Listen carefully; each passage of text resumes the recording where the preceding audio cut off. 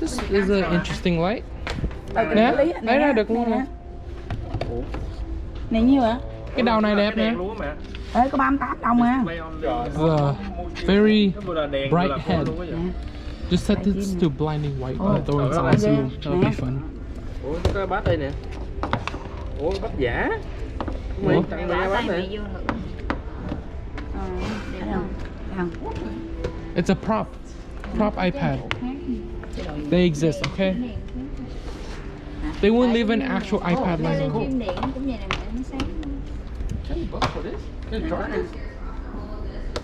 Không phải mẹ, cái đó cái khác.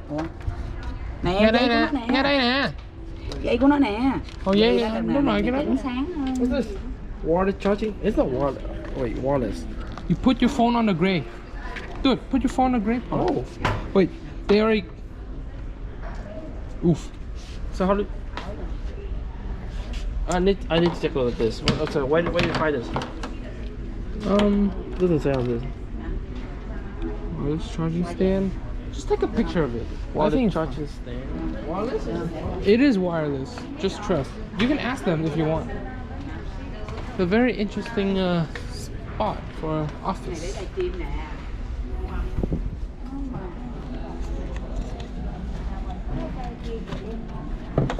This is cool. Này được là vợ này được nè. Ủa làm gì với em bên kia vậy ba? What's he doing to the baby people? Something suspicious he's doing. Oh, this is for headphone. I think Aiden has this on his table. The hand? Yeah. He bought it. Yeah. Makes sense. For the... Wait, that's $20. This is 15. Where is it from? Oh, this the block, right? Is it for the Why block? is this $20? Water charging Oh. stand? Oh. Wait, why? What's wrong? Oh. Why is it different? This gray piece is $20. Okay, what about this? And the block itself is 15. What? We have to buy both? Yeah, that's why there's a hole here. If you want to just get the block to put your phone on and charge, that's all you need to do. But if you want it to be wireless, you need to get the block, the gray thing. A little bit expensive, people. Sometimes this is why you don't go on a shopping spree in IKEA.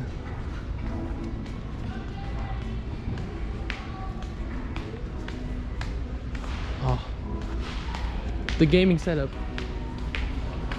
never fails to impress. I think it got better.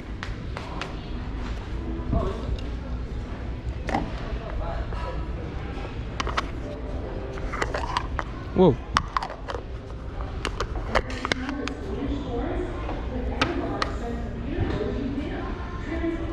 Whoa.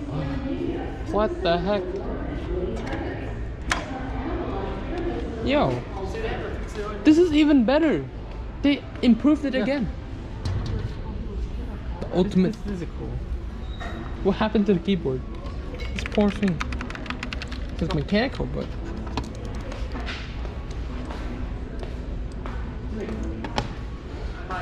So beautiful.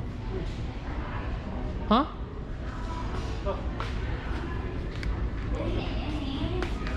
Oh, the checkerboard. Interesting. Trời, nãy lên giá rồi nè. Cái gì lên giá? Hôm bữa 90 đồng, nay lên 5 đồng, 95 đồng. Bữa kêu mua không mua. Thấy chưa? Giờ cái gì bây giờ cái gì cũng lên giá hết. Hả? Mua đại nó dở. Con mỏi chân đâu? Đâu đi quay, quay chuyện. Con có ngồi đâu? Giá rồi. Bữa 90 đồng, nay lên 5 đồng, không có cùng không cho mua. Giờ cái dịch gì cũng lên giá cho cái cà phê hồi sáng. Giờ mua đi, ít bữa giờ chụp hình nãy bữa hôm chụp hình rồi phải không? Cô mẹ nói kỳ thiệt luôn á. Mẹ muốn con quay sao mà mẹ kêu là con ngồi chỗ nào cũng ngồi. Tôi thấy mày ngồi đặng mà. Con đứng không à.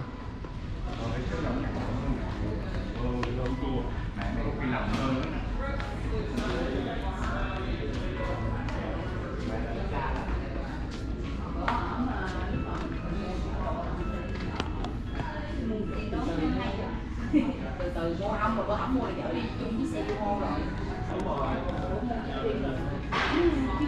Từ nó mua bây giờ vẫn không có đâu.